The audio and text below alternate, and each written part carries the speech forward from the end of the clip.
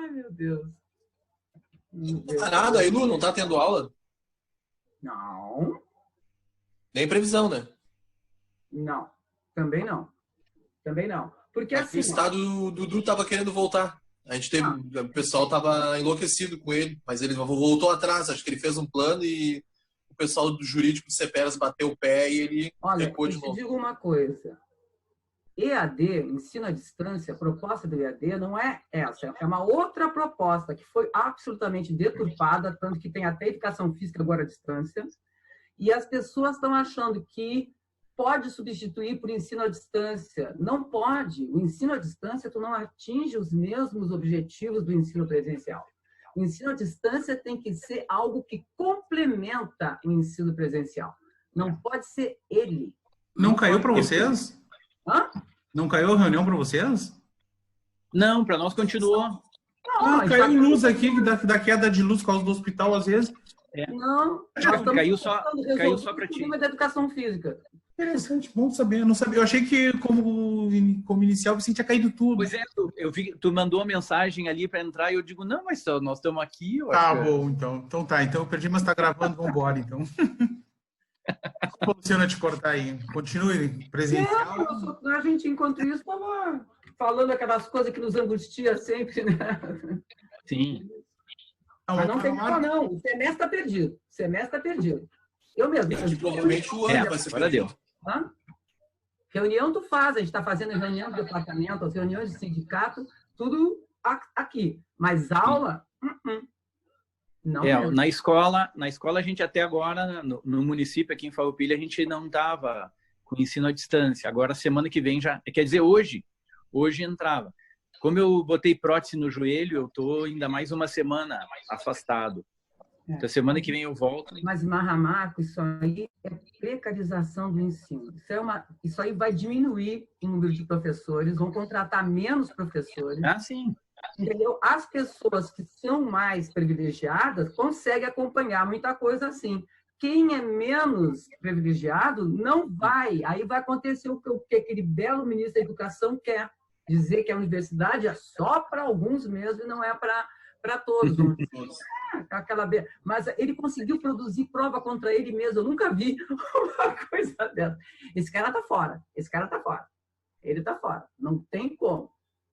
Cara, eu nem a tenho acompanhado. Mas é divertido. Dá vontade de pegar um saco de pipoca. Só aquela reunião ministerial, aquilo ali, tu senta na poltrona com a pipoca, porque é demais. O cara olhar e dizer assim, ó, tem que prender esses vagabundos do STF sendo filmado. Não tem. Demais. Mas, Rafa, vai que a bola é tua. Tá. Bom,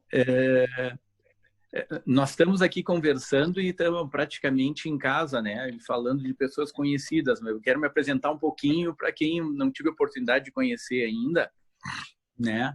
Como o Carlos Alex falou, meu nome é Marco, comecei como técnico de basquete em 1978, lá em Porto Alegre, inicialmente Colégio das Dores, depois Sojipa, fui para Bagé, fiquei 8 anos em Bagé, trabalhando com categoria de base com adulto, depois vim para Caxias, continuei trabalhando no Recreio da Juventude, no Clube Juvenil, e nos últimos anos eu estou trabalhando em Farroupilha com basquete, já não a nível tão competitivo, né, mais a nível de escolinhas e coisas assim.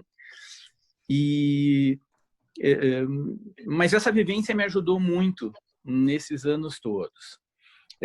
Só para fazer uma introdução assim, eu não sei se tem alguém que é de... E tem, parece, gente de fora do Rio Grande do Sul, né? Nós tivemos um mini basquete muito forte no final dos anos 80, início dos anos 90. A Lu estava aqui, né? Presenciou isso. Então, o que acontecia? A gente tinha, só para exemplificar, 2 tipos de eventos. Nós tínhamos os chamados encontros. O encontro eram equipes fechadas de cada uma das entidades. Então, por exemplo, eu tinha 30 atletas de mini e aí eu inscrevia 3 equipes. Uma equipe mini A, uma mini B e uma pré-mini. Então, o mini A seria atletas de 12 anos ou de 11, 12, mas um nível técnico melhor. O B seriam 10, 11 anos, ou atletas não tão bons, aí o pré-mini A e pré-mini B, que seriam mais novos. Mas eram equipes fechadas, os atletas eram todos meus e trabalhavam sempre com o mesmo técnico. O Jamboree tinha um outro formato. O Jamboree, o que acontecia? Eu inscrevia um número qualquer de atletas. E aí eu fazia uma breve descrição dos atletas. 12 anos com experiência, 11 anos sem experiência, 10 anos com experiência e tal. E às vezes colocava alguma coisa. Olha, esse menino tem 1,70 m de altura e tal. Então, o que acontecia? A organização do evento pegava essas fichas de inscrição e ia colocando um ou no máximo 2 atletas de cada equipe, formando novas equipes. Então chegava, por exemplo, a nós, tinha um menino de Caxias, um de Pelotas, um de Rio Grande, um de Bagé, 2 de Porto Alegre e tal, e formavam novas equipes, né? E aí eles jogavam durante todo o dia e ia fazendo. O que foi acontecendo com o tempo? Primeiro, esses eventos começaram a se tornar muito grandes. Nós fizemos encontros aqui em Caxias com mais de 500 crianças. E aí começaram os problemas, né? Onde alojar, onde fazer alimentação, quadra para jogos. Então, por exemplo, quando se fazia aqui em Caxias, a gente jogava com 4 quadras. Mas daqui a pouco, com 500 crianças, nem com 4 quadras. Porque ia ter que fazer jogos de 7, 8 minutos para poder fazer. Mas aí o clube aqui ele é relativamente afastado, tu não pode fazer isso em 2 locais diferentes. Então, isso começou a minar um pouco esse tipo de evento. Mas continuou a participação, às vezes com um pouco menos, e praticamente todos os locais do estado. E os jamborees começou a acontecer alguma coisa interessante. Várias crianças começaram a não gostar de participar. E aí vinha sempre a discussão entre os técnicos. Alguns defendiam a parte do jamboree, mas porque é interessante, é congraçamento e tal e tal. E outros não gostavam muito. Eu tive a oportunidade de estar no comitê de mini basquete durante essa época. E o que aconteceu? Eu peguei o pessoal e disse assim, olha, vamos fazer uma coisa. A gente está sempre ouvindo a opinião dos técnicos. Vamos ouvir as crianças. Vamos ouvir o que elas têm a dizer. Então, eu fiz um questionáriozinho bem simples e dizendo qual eles preferiam. 75% ou mais preferia o encontro. E aí, por quê? E dizendo assim, por que eu não gosto do outro? A maioria das crianças, e vejam, era o aspecto que a gente não levava em conta. A maioria das crianças, quando falava que não gostava do jamboree, o que ela alegava? Primeiro, jogava com crianças que ela não conhecia. Então, aquela, entre aspas, sociabilização que a gente achava que ia acontecer, na verdade, ela não acontecia em quadra. Por quê? Porque como eu jogava com outros meninos que eu não conhecia, quem estava com a bola queria fazer o seu jogo, não estava muito preocupado em passar para o outro. Ou se tinha mais alguém da sua equipe ou alguém que ele já conhecia, ele passava para aquele. Segundo, as crianças tinham contato com um técnico que elas não conheciam. Então, elas reclamavam que os técnicos falavam coisas que eles não entendiam. Pedia para ele fazer determinadas coisas que provavelmente, digamos que talvez ele até conhecesse em termos de basquete, mas de uma linguagem diferente. E isso, imagina com crianças de 8, 9, 10 anos de idade. Então, começou a complicar. Então, se perdeu muita coisa ali. O que foi acontecendo no decorrer do tempo que isso começou a esvaziar. Hoje a gente praticamente não tem. Hoje o formato que nós temos do mini basquete, ele é como se fosse uma outra categoria, entende? Não difere em nada.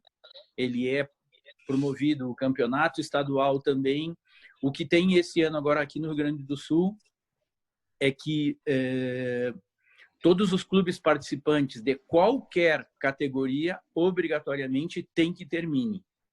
Então, o mini estava previsto, né? Com isso que está acontecendo agora, a gente não sabe mais o que vai acontecer, de quando vai voltar, nem nada, mas ia ter um campeonato mais ou menos com 20 equipes de mini, mais do que estava acontecendo nos últimos anos. Bom, o que eu quero colocar mais nessa discussão? Digamos que uma questão que eu não sei bem como expressar, mas assim, eu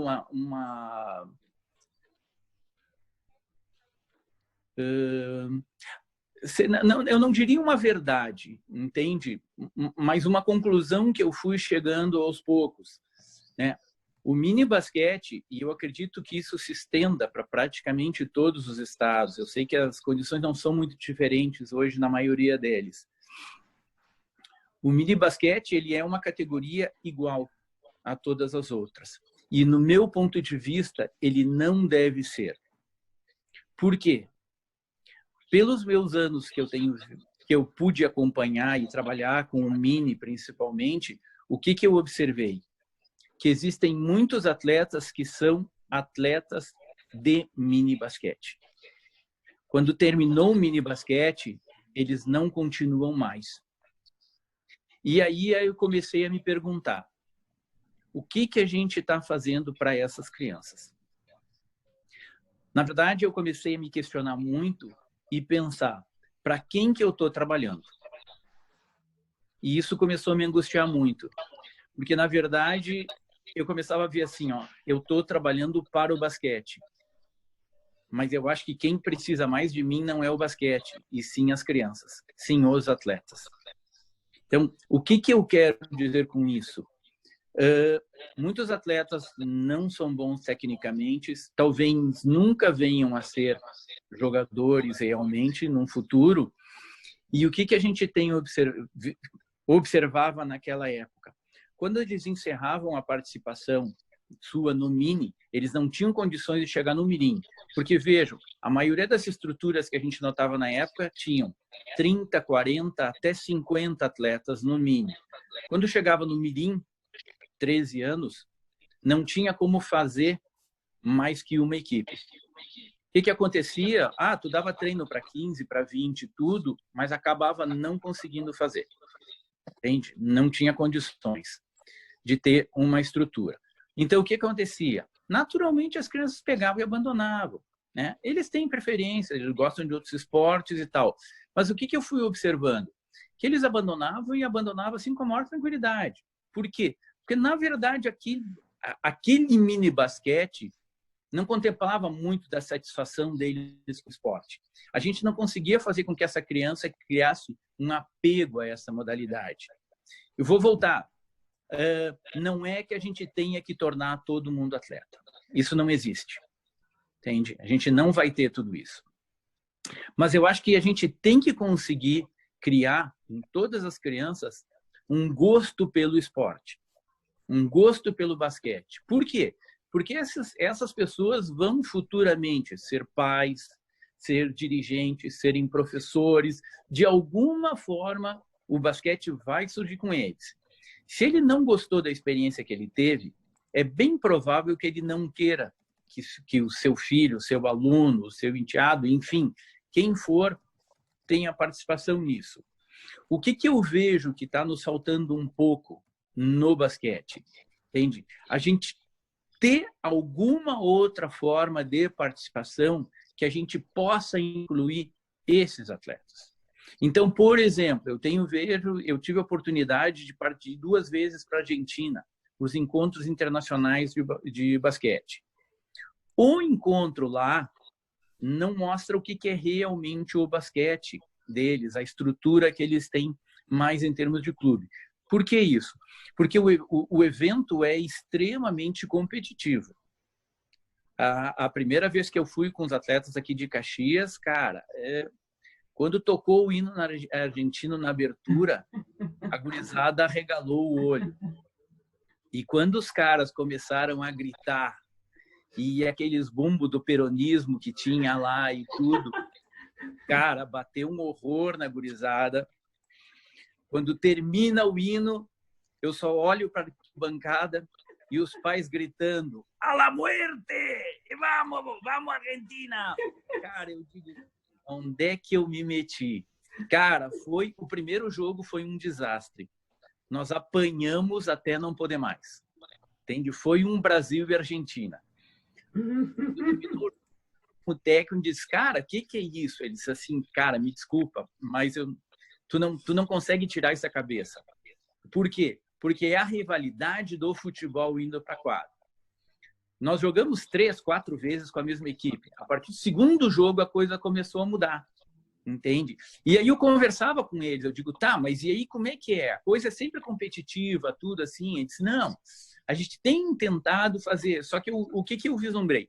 Isso são coisas que eles têm esses mesmos problemas, e o que eles tentavam fazer?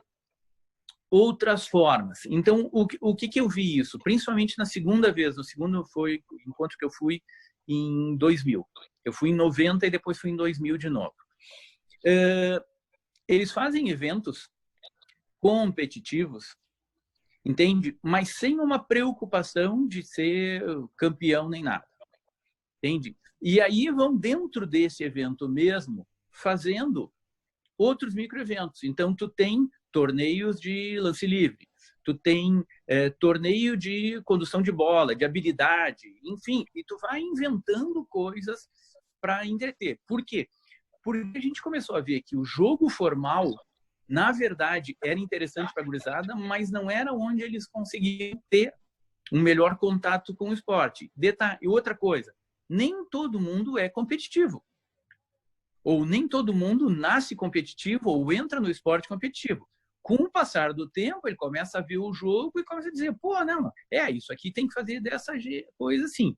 Então, enquanto ele não vai conseguindo, ele vai criando digamos, aquele gosto pelo esporte, mas se realizando de outras formas. Pô, eu ganhei o torneio de arremesso. Bah, eu fui bem nas habilidades lá. Pô, eu melhorei, tem um circuitinho lá, eu melhorei meu tempo, fiz isso, fiz aquilo.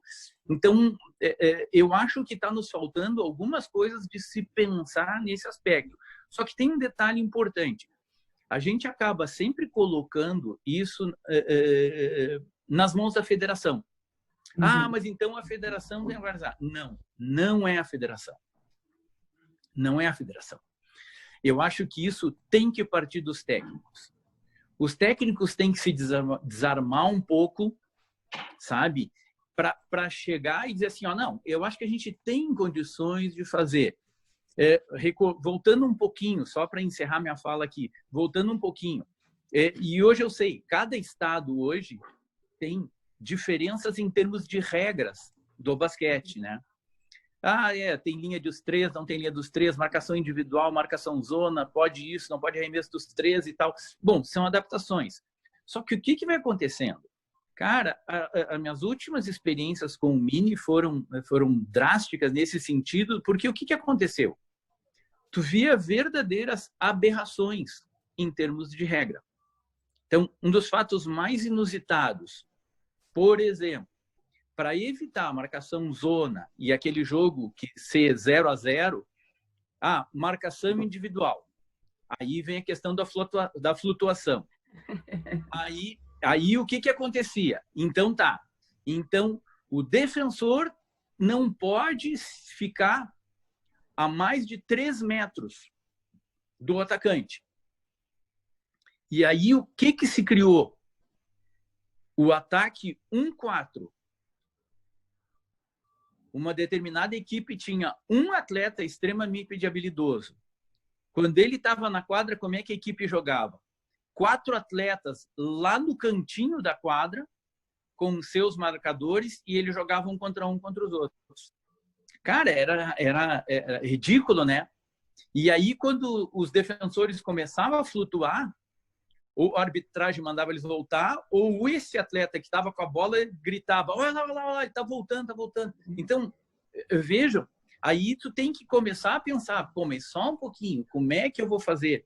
Então, na verdade, não é o atleta, a questão é o técnico, entende? Como é que nós vamos fazer? Como é que a gente vai fazer? Então, a semana passada com o Arlen a gente estava falando, cara, o técnico da iniciação tem que ser o técnico mais importante, o cara melhor pago para isso tudo. Por quê? Porque se depara com essas situações que não acontecem realmente com categorias maiores. E a gente começa a perder um pouco o foco na questão da formação, né? Porque ensinar fundamento é uma coisa e ensinar formação, formar atletas e tudo é uma coisa diferente. Estou fechando aqui, então, e agora passo a bola para o Carlos Alex ali para continuar. Passo para o Chico, que tem que botar as filhas em home office às 2 horas. Eu tenho tutoria agora às 2 com as crianças. Tempos modernos. Professor, eu queria te perguntar. A que ponto chegou? Eu estou muito velha. Eu estou muito velha, mas vamos lá. Eu queria te perguntar, na verdade, são 2 perguntas, só que vou fazer em uma só. A nossa primeira live, a gente conversou com o Miguel Ângelo da Luz e falamos sobre que os Estados Unidos, a Argentina e até a Europa em si, a FIBA, tem um projeto para trabalhar o basquete desde o começo, estruturado, como que pode trabalhar o basquete não só como o esporte em si, para ser o de alto rendimento, mas para que as pessoas tivessem o engajamento com o esporte, levassem para a vida.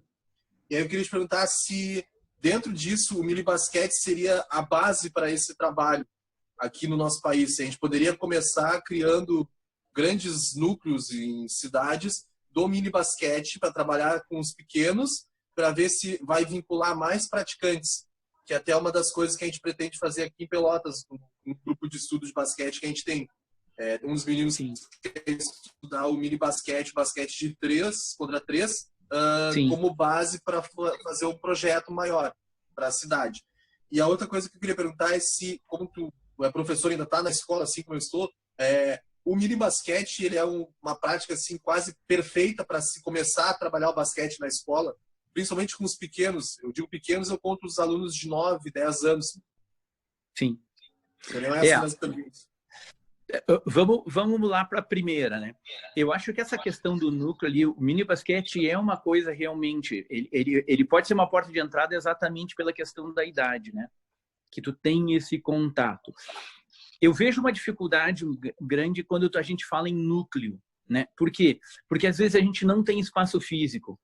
Então, por exemplo, aqui em Farroupilha, a gente tem um trabalho muito legal na prefeitura, que é, em Farroupilha eu trabalho na escola e no Centro de Atividades Complementares. Então, o que acontece? Lá a gente tem um núcleo de basquete. Só que o que vai acontecendo? Geograficamente é difícil de atender. Mesmo a gente tendo transporte, eu não consigo pegar muitos atletas. Entende? Então, ele fica ali e vai. Então, se a gente tem possibilidade de abrir diversos núcleos com tudo isso e periodicamente organizar eventos, entende? Envolvendo essa gurizada, aí eu acho uma coisa super salutar, né? A gente tinha aqui em Caxias, mesmo em formato de clubes, né? Uma época ali a gente tinha Recreio da Juventude, Clube Juvenil, Galópolis e UX. Periodicamente se organizavam eventos só com o pessoal de Caxias, e aí tu juntava 120, 150 atletas fazendo. Então, isso era muito legal. Por quê? Porque se ele fica só competindo com os mesmos ali, encontra os mesmos, ele ouve só a linguagem do técnico dele. Quando ele ouve essa linguagem, essa mesma linguagem de outro técnico, ele começa, opa, eu acho que o que esse cara aqui está falando vai. Por quê? Porque até está sempre nos confrontando, né? Tu diz, não, vai ser assim, será que é e tal, né? Visto o Chocolate. O Chocolate era o cara que mais contestava e tal. Por que eu tenho que marcar individual? Bom, mas eu vou chutar dos 3, né? Aí ele pegava a bola e enfiava no meio das pernas dos caras lá e eu dizia, porra, Chocolate, objetividade, o que tá fazendo? Para, isso não tem graça, né? Então, vai. A segunda coisa que tu falou, a questão ali da escola. Cara, a realidade de escola não é mole, né? Olha, e eu tenho uma boa estrutura, sabe? Eu tenho um ginásio, sabe? Eu tenho material, mas, por exemplo, eu esbarro com o problema altura da tabela. Então, eu consigo fazer isso com os 9, 10 anos, cara, é um parto. Eu só compro bola de mini, eu não tenho bola maior oficial. E mesmo nessas, eles têm uma dificuldade para chegar na cesta que não é fácil. Entende? Mas eu acho que assim, mesmo assim, então aí tu começa a modificar, né? Cesta vale 5, no aro vale 3, na tabela vale 2. Lógico. Ele dizia, professor, mas assim não tem muita graça e tal. Pois é, mas se tu não acerta lá, o que eu vou fazer? Então, eles começam a ajudar. Como tu diz, na tabela vale 2, eles pegam a bola e já dão uma pedrada no meio da quadra, né? Eles fazem. Mas a questão do drible, a questão da marcação, o passe, tudo, tu consegue manter. Só que não adianta. O objetivo é fazer a cesta. Então, se tu tem possibilidade de ter uma tabela de mini, aí é outra coisa.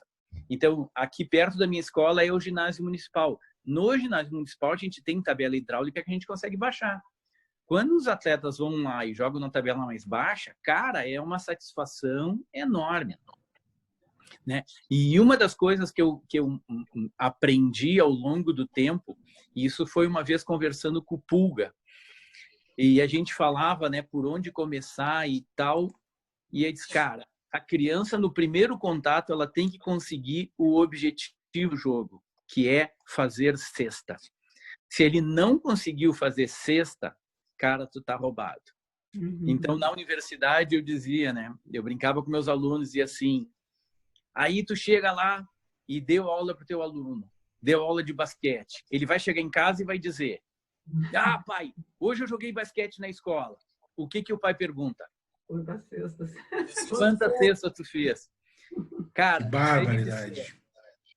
Se ele disser assim, não fiz nenhuma, o que o pai vai dizer? Ou tu é um bostão, ou tu... Mas tu tá sem também. Não, eu tô te enxergando agora. Tá. Chegou uma perguntinha para te liberar o teu vídeo. Caos hoje, um caos. Eu não sei quem é o Ricardo. Tem o Ricardo aí no mudo. Aí. Cara, e tu que tá fazendo? Como é que tá o doutorado? Travou tudo, né? Eu ia coletar os dados. Sério? Travou. Tu tava coletando. Eu ia começar em abril. Puta merda, tio. Tá, os créditos terminaste tudo já. Tudo no primeiro ano. Coisa boa, tio. Corri feito louco. E a tua coleta é grande, né, cara? Não, eu tive que reduzir, meu orientador ficou puxando a orelha. Ficou só Pelotas, era Pelotas e Lisboa, aí primeiro cortaram as bolsas, e aí depois... Aí depois eu tive que reduzir para Pelotas. Eu estou montando um terceiro projeto. Esse é o terceiro. E eu tenho um quarto, porque a qualificação deles é um projeto diferente. Não posso dar nenhum dos três. O que eu entrei, o que eu estou e o que eu estou fazendo. Eu nem falei com ele, eu estou montando um para defender com dados prontos já. Tá. Eu não vou... Eles deram 2 meses a mais, ou seja, eu tenho até março. Mas eu vou coletar os dados. Ele não quer que eu colete os dados assim, esperar as crianças voltarem às aulas e terem 3 meses de educação física. Como é que eu vou coletar dados esse ano? Cara. Eu não sei. Eu só vi, eu não cara, eu tô assim, eu televisão eu vejo, mas eu não assisto mais noticiário. Cara, quando eu vejo a voz da Maju Coutinho, eu chego a tremer. Cara, porque ela só fala assim, 28 mortos não sei aonde, eu não sei o que. Eu digo, chega. Cara, eu tô aqui na chácara, se eu conseguir não escutar nada, eu prefiro não escutar, me estressa muito mais. A única coisa que eu ouvi é que o Leite falou que tão cedo não volta às aulas, né? Tá tendo coragem. Ele e o do São Paulo, os PSDB, eu acho que eles se fecharam. Bom, pode ser. PT, né? No norte também. Mas voltar, porque assim, eu vi um vídeo que eles fizeram do que acontece quando a gente corre. 10 metros, teu suor, ele se expande por 10 metros. Tá? Então, e tem a questão desse vírus, ele não é pesado, segundo os chineses, ele não é pesado, ele flutua. Sim. Então, 10 metros eu faço em quanto tempo se eu estiver correndo? Em 1 segundo, 2? Mesmo que não seja a velocidade. Então, aquilo ali tá ali. O cara que vem atrás na aula vai pegar. Vai pegar. E vai botar os caras para correr? Vai botar os caras a jogar porque eles vão querer jogar? Sim, imagina. É o mesmo caso, agora começa, tá, aula online e não sei o quê. Cara, tu vai dizer assim, ó, fazer coisas práticas. Como? Entende? Minha gurizada lá em Farroupilha mora em casas humildes, não tem muito espaço e tal. É a realidade de todos. Vou botar eles ir pra rua fazer coisa e tal. Como, cara? Então, a gente está conversando ali para ver e tal, mas em princípio vai ser aquela coisa. Muito mais trabalhos teóricos para fazer e tudo do que qualquer outra coisa. E óbvio, eu tenho sempre os matão, né? Os caras têm celular com internet e tudo, mas tu chega, não, professor, não tem computador. Não tem computador. Não posso fazer, não tenho, não sei o quê. Diz, não, faz a mão, não tem problema, pode e tal. Diz, mas eu não tenho como acessar. E tá aí, terminou meus créditos. Não. Mas aí vai levando, não adianta. O retorno disso aí vai ser muito relativo. Eu fiz em 2008, 2009, que era o inverno e só tinha quadra aberta em Rio Grande. Pô, Rio Grande o ar é mais seco, mas quando bate um ventinho, Deus. Te lembra nós lá no Cedro, lá no Ipiranga, lá? Puta merda. Quando pegava aquilo ali, cara, tá doido. O Escada tava aí, ele era do time adversário na época. Fabiano Borges. Jogava com o macaco lá, com o canjica. Sim, no Ipiranga. Mas eu fiz a escola lá, eu mandava eles fazer atividade em casa. Eles ficavam loucos.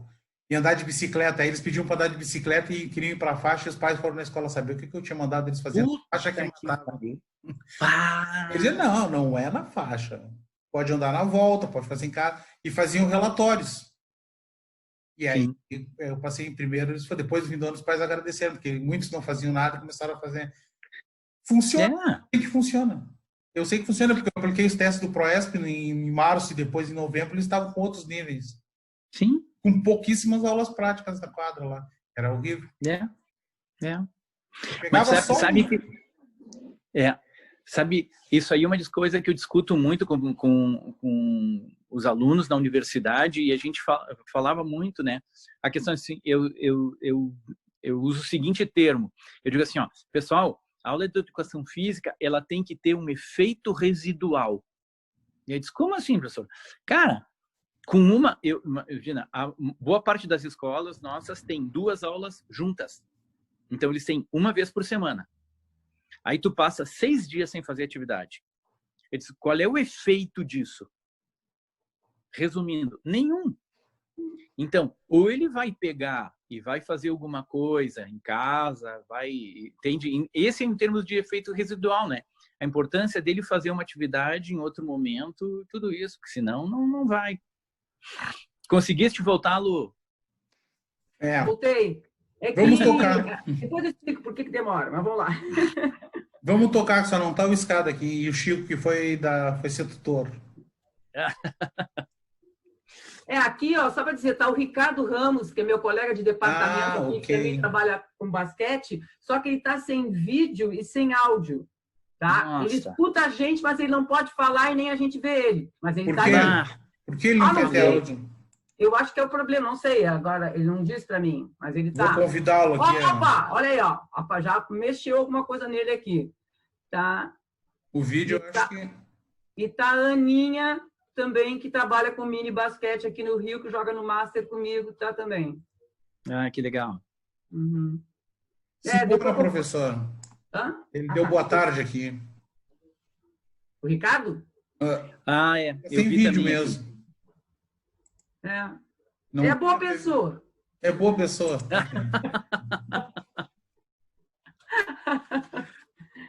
O outro cara que trabalha conosco no departamento, Marco, é o Birabelo.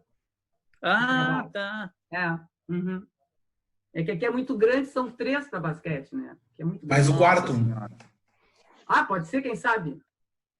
Simbora, Marra. Será que tu lembra onde estava?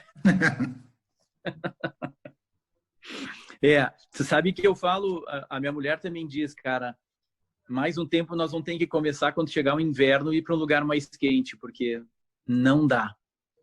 Não tem temos Freud, não é fácil. É agradável tudo, mas bah. Doença respiratória. Ainda bem que está gravando, que eu vou mostrar esse trecho para a Célia. Vamos lá, fora do sul. Vamos lá! Vamos lá, Marco, contigo. Tá, não, eu estou pronto para perguntas aí. Vamos pronto para pergunta? Por que ensinar fundamentos é diferente de mini basquete? E o que tu acha da formação desses projetos da NBA? Eu sei que tem um em Caxias. Qual o objetivo deles ali? Porque ele pega muitas idades. O que tu tem acompanhado? Porque é um treinamento padrão, não é? Não chega a ser um padrão. Respondendo primeiro da NBA, o Rodrigo tinha, ele não tem mais agora.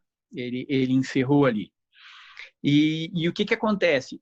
Ele pega diversas idades, mas ele é praticamente um treino individualizado. Entende? Então, o que acontece? Ele é melhoria. Entende? Eles querem crianças que gostem do basquete, que já tenham uma boa noção de fundamentos e que trabalhem com ali. Entende? Digamos, o formato que o Rodrigo estava trabalhando aqui. Pode ter em outros lugares que eu acho que o que aconteceu com ele? Ele não conseguiu massificar.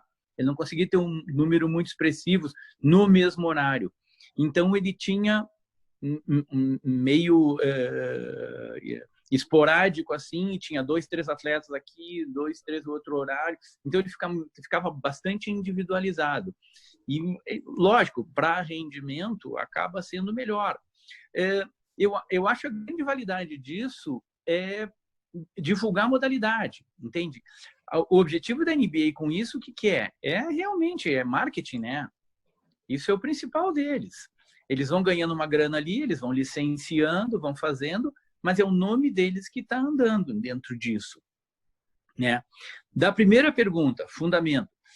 Eu acho que é uma das coisas do mini, entende? Ensinar fundamentos passa por aprender o jogo, entende? Óbvio, o que acontece? Uma coisa por exemplo, eu tive atletas do mini que começaram comigo com 6 anos de idade. Quando chegou aos 12, cara, ele já era veterano. Então, primeiro, ele estava começando a enjoar do basquete. Por quê? De tanto fazer aquilo. E a mentalidade dele já era outra, né? Ele já queria jogar, ele já estava lá, ele olhava o treino dos maiores e já pegava e dizia, porra, mas por que nós estamos? E aí o que acontece? Ele jogava com um menino com a mesma idade dele, que tinha 3 meses. E aí tu tinha que dizer, pô, cara, olha aqui, ó, ele tem 3 meses de basquete, ele não consegue fazer o que tu tá fazendo. Então, o grande problema no mini, que eu acho, é isso. O mini é um eterno recomeço. Por quê? Porque tu vai tendo criança entrando durante todo o ano. Entende? E aí quando chegava ali no clube, eu digo, cara, a gente precisa de monitor. Tem que ter monitor para pegar essa gurizada. Ou pega os mais antigos, ou pega os mais novos, a gente tem que dividir e tal. Exatamente daquilo que eu estava falando, para poder dar atenção. Porque senão o que acontece? Aquele que está chegando lá, que não sabe nada, entra no treino com os que já sabem, cara, ele leva a mirada dos outros guris, porque passam para ele, não consegue agarrar a bola, entende? E por mais tolerante que tu seja, tu não pode delegar a tua função de técnico para o outro atleta que está dentro da quadra, né? Tu tem que ter paciência com ele e tal, e vai. Cara, um que outro entende, mas boa parte não entende. Entende? Eu acho que um risco muito grande é a gente colocar o fundamento à frente de tudo. Entende? Por quê? Porque tu sabe, tu trabalhou com gurizada também, né? O que vai acontecendo? Tu tem aquele talentoso. Tu tem aquele talentoso que aprende com muita facilidade e muito rapidamente. E aí o que eu me dei conta também? O talentoso não precisa de ti. Independente do técnico, se ele é bom, esse guri é talentoso mesmo, cara, ele aprende, ele dá um jeito, ele treina sozinho.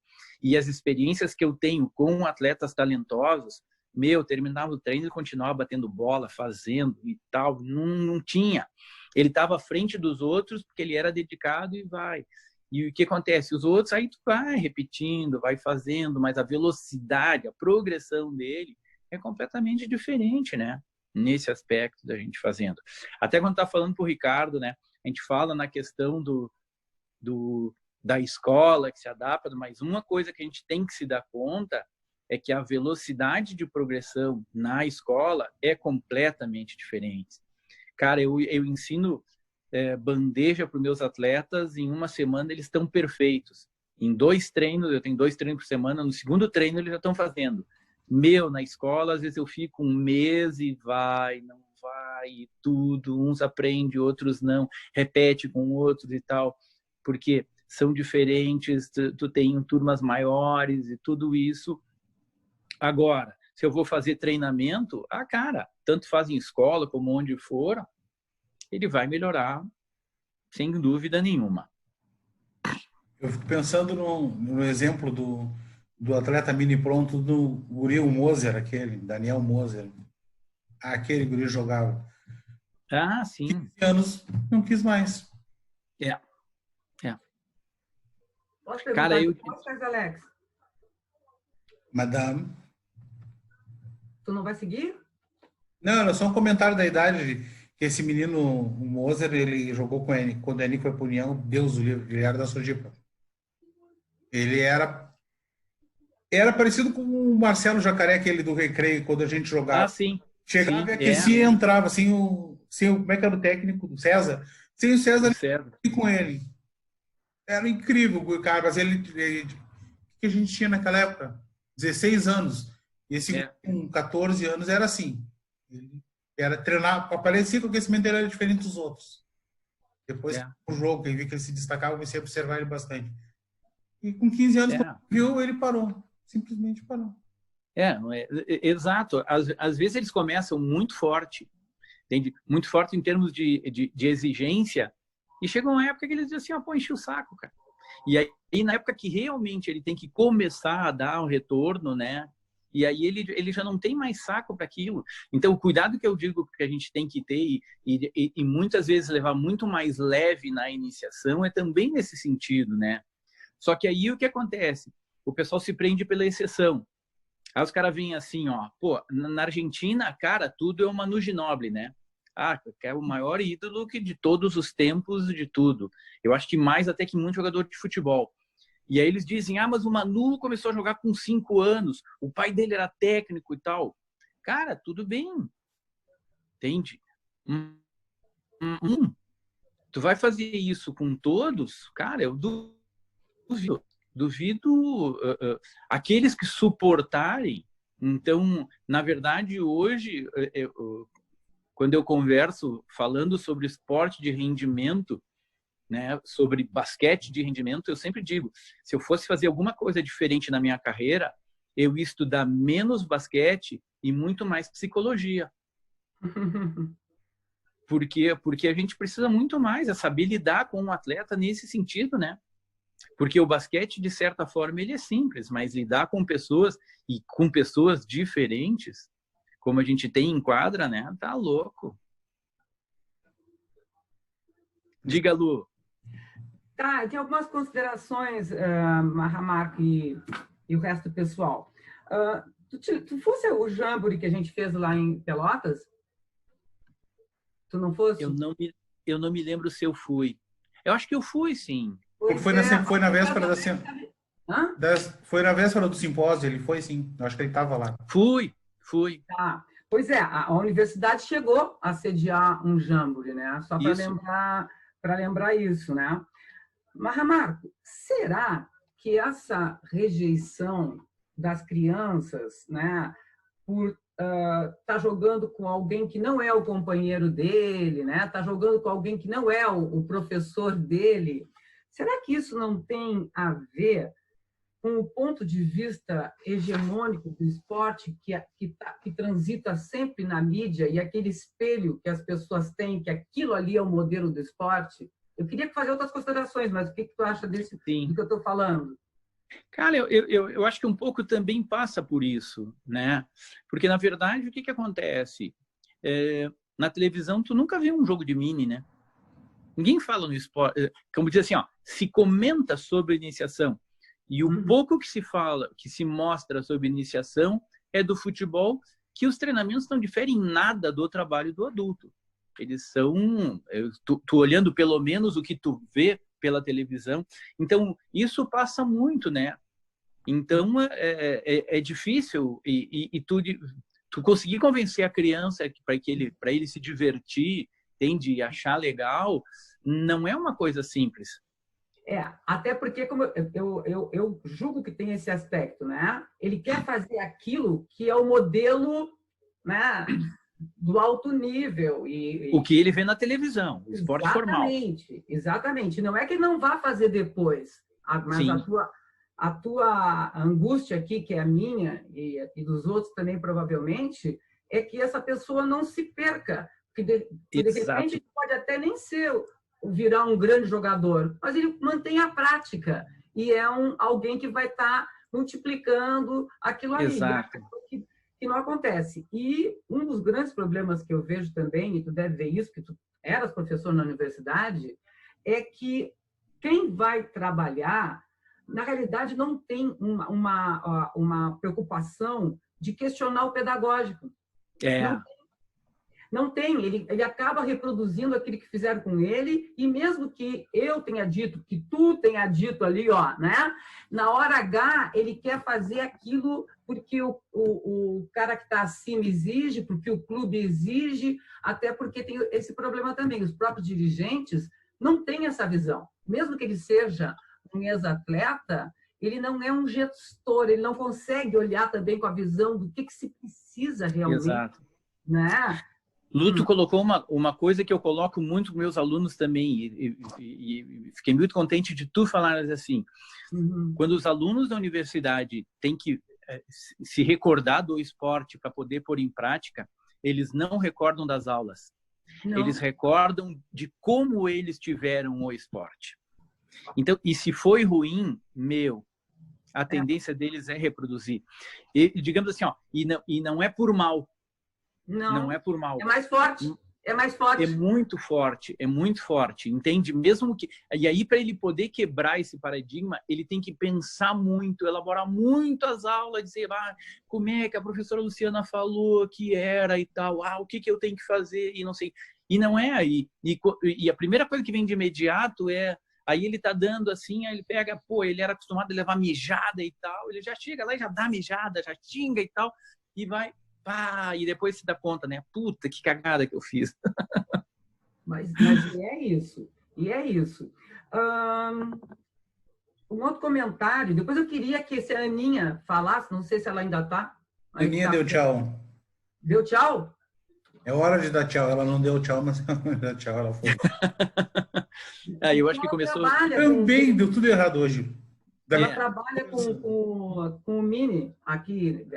Elas formam muito... Eu digo elas porque tem a Márcia, que é amiga junto, que elas formam muito atleta, que vai parar aqui os grandes clubes, e elas são depois, os caras não reconhecem muito, não.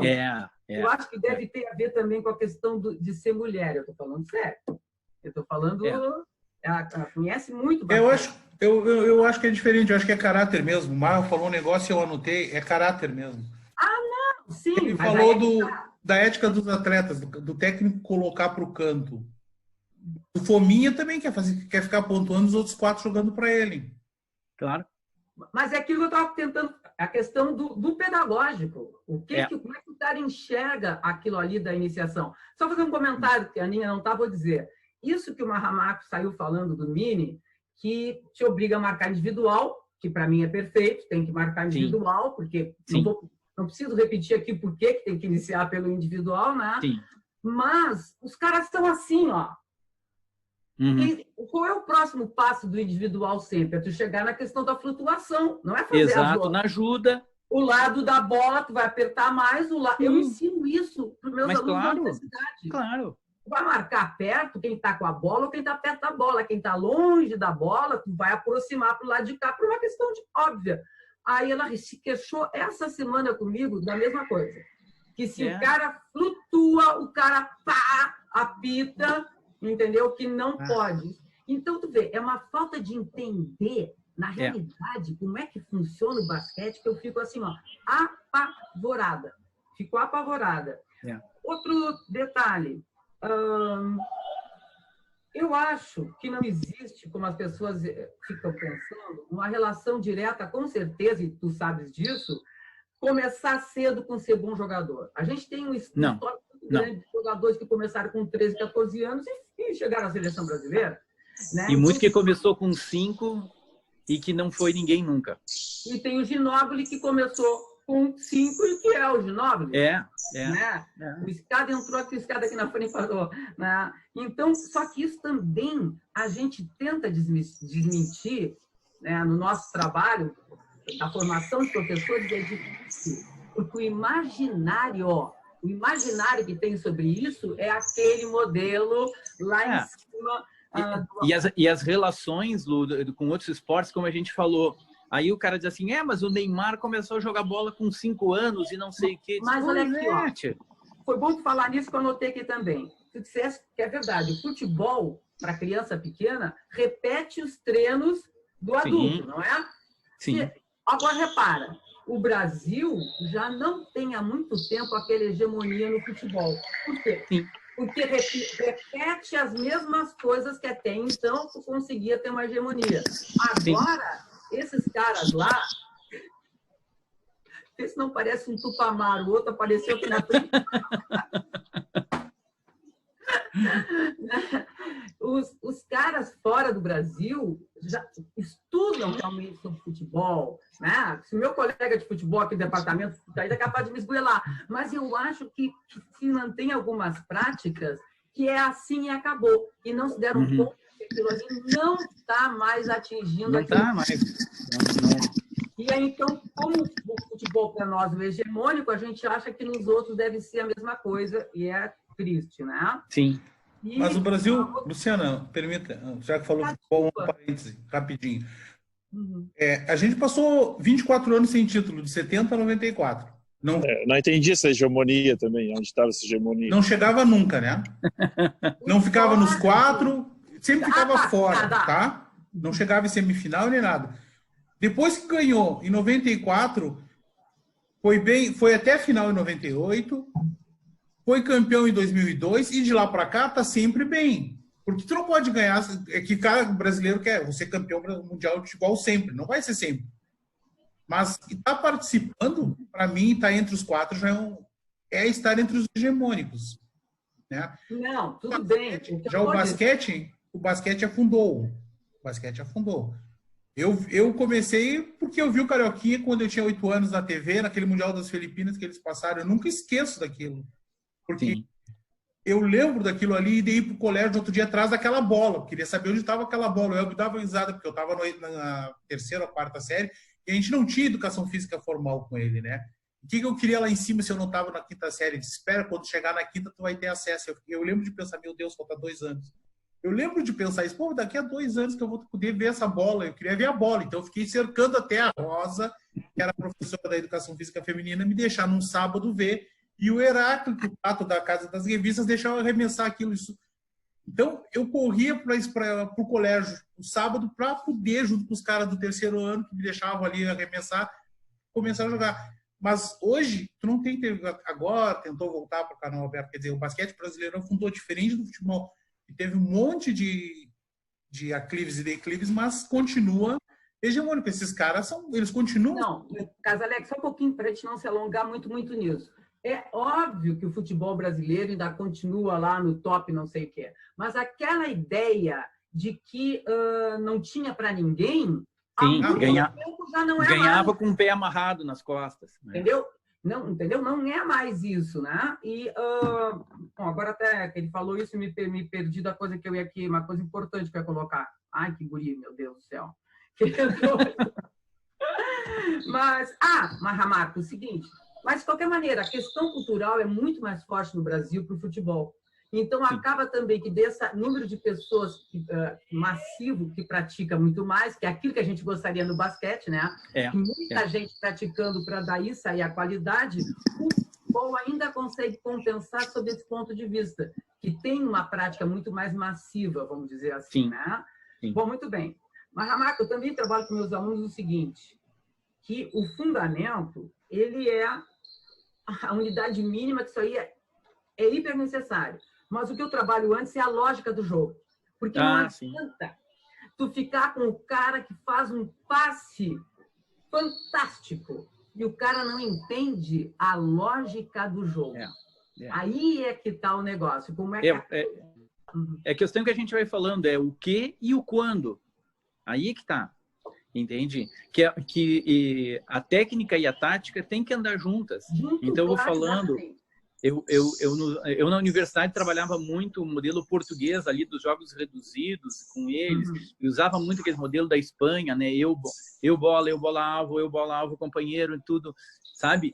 Nessas progressões e mostrando, pessoal, não é só o fundamento, ele tem que saber quando usar, entende? E aí, óbvio, digamos, as associações que você vai fazendo com o futebol, porque é muito mais fácil para o aluno entender. Também faço. Não tem aquele cara que chega na frente do gol e dá ali um bicão no goleiro, que não consegue saber como fazer, né? O que fazer, quando fazer e tal. Tu diz, pô, mas o cara é burro, não sei o que. Não, ele muitas vezes sabe o fundamento, mas não sabe corretamente aquele fundamento, né?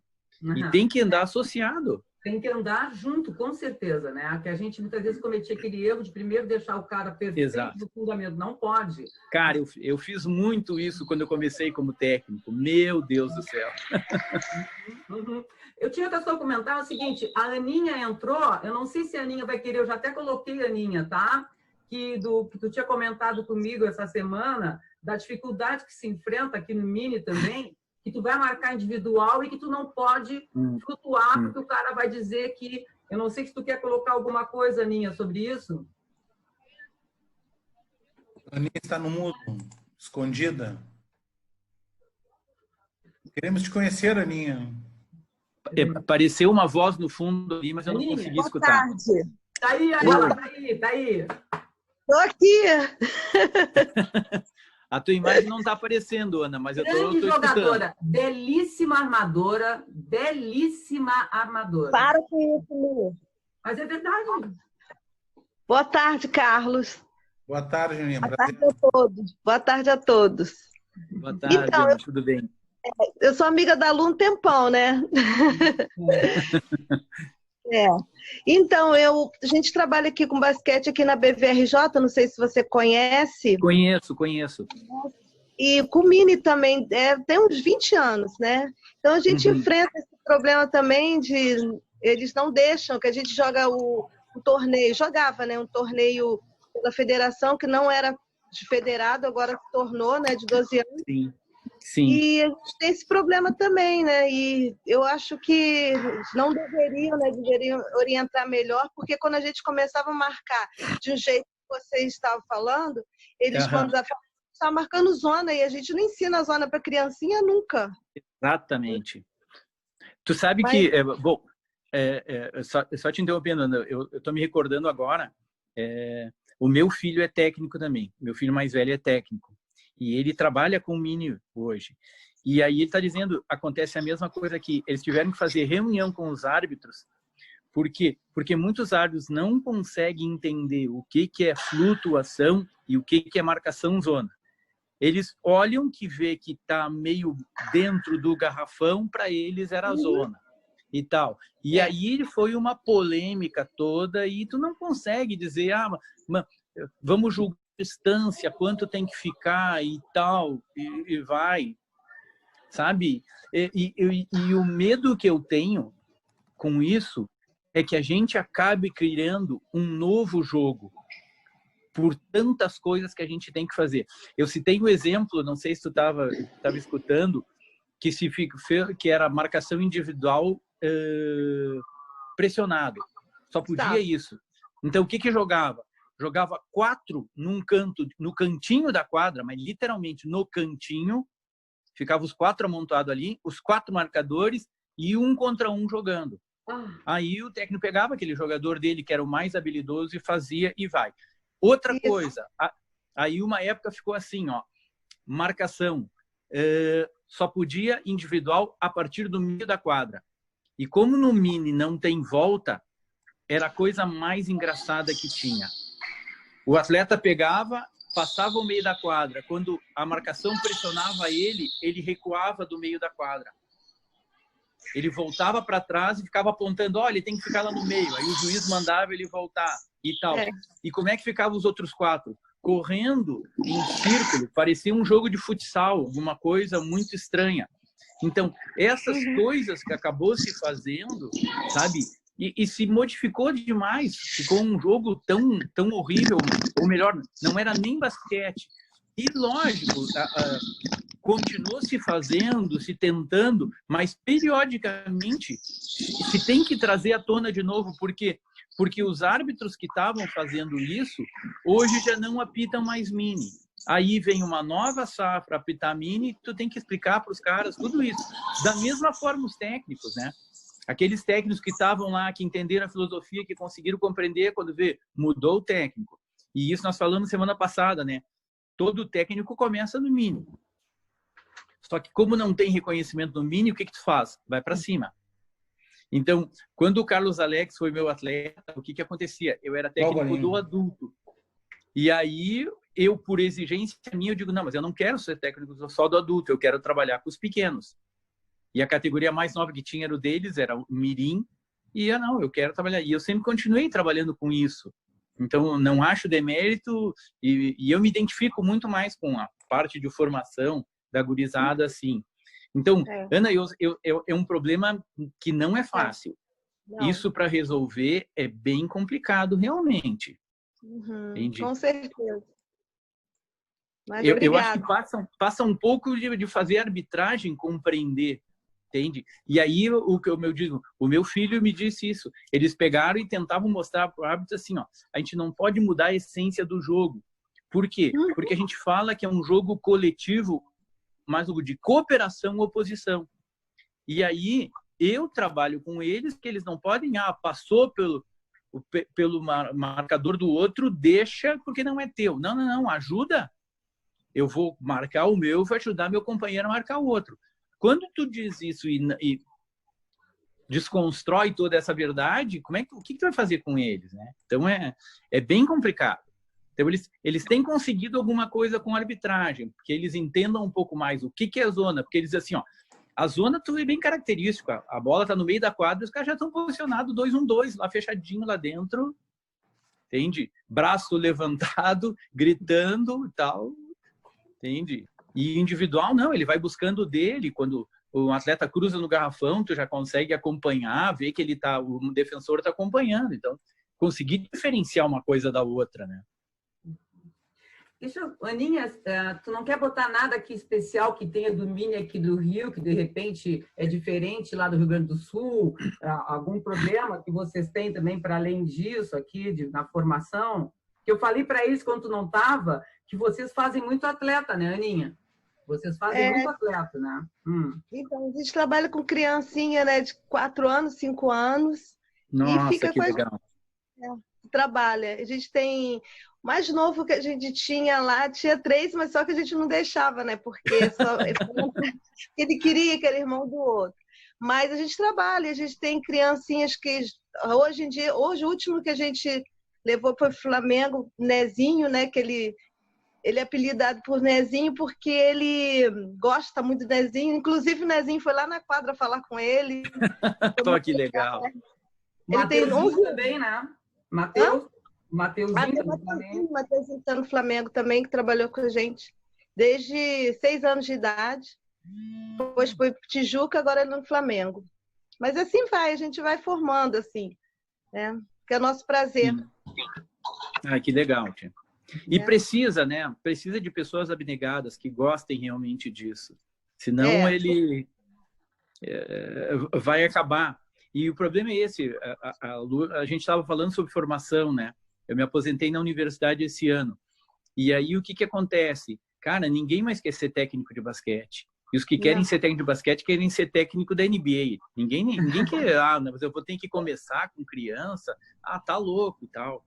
Então, tá bem complicado, tá bem difícil nesse sentido. É complicado. Mas a gente vai levando, né? Esses teus atletas aí, Ana, te pagam de clube formador? Muito nenhum. Eu entrego a gente, né? Eu e a Márcia, né? A gente trabalha junto, a gente entrega as crianças para que eles possam dar estudo, né? E uma estrutura melhor, né? Aí, mas nada, a gente não exige nada. Podem até falar que sim, mas não. Desde tempão, não. Nada. Uhum. Isso é quase um sacerdócio. Sim. Mas é. Mas fazia pelas crianças, né? Uhum. Uhum. Quando tu fala em idade, Marta, tu prefere a iniciação esportiva universal? Quando tu fala que ensinar mais que o esporte, que ensinar o cidadão, tu prefere... Tem preferência que não fosse só basquete nessa faixa etária, mas sim uma iniciação universal? Cara, eu acho muito legal. Inclusive, por exemplo, baseado um pouco nisso e algumas coisas de aprendizagem e desenvolvimento motor que eu andei estudando, na escola, eu trabalho quase todos os dias 2 modalidades. Entende? E não trabalho por trimestre. Então, eu estou sempre enfatizando e tento, por exemplo, mesma aula, eu trabalho passe e recepção.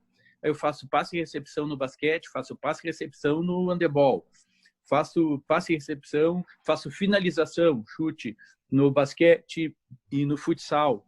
Então, eu tento mostrar algumas associações para eles, entende? Das semelhanças dos esportes. E, principalmente, também através das capacidades físicas, né? Eu gosto muito da escola da bola ali, tudo que tu vai fazendo, as questões das pressões, né? Que tu vai usando com as crianças e tudo, sabe? Porque o que a gente vê, né? Os bons atletas, lógico, não dá para dizer, sempre vai ter exceção que não vai ser regra, mas eles são habilidosos. Fatalmente, se eles praticassem outras modalidades, eles se dariam bem. E o que vai acontecer? Volta um pouco o que eu estava falando no Mini. 99% dos nossos alunos na escola não vão ser atletas. 75% dos atletas que a gente pega no Mini dificilmente vão passar do infantil. Entende? Então, o que acontece? Se puderem ter um pouco mais de oportunidade com outros esportes, quanto mais puder ter, melhor. Por quê? Porque eles vão acabar se decidindo por se especializar, não porque aquele foi o único, mas porque foi o que ele gostou, né? O que ele mais gostou foi aquele. Eu digo, não, eu vou aqui porque... E outro, a criança ela é muito coerente, né? Quando ela começa a querer se especializar e ela pratica outros, ela sabe no que ela é melhor.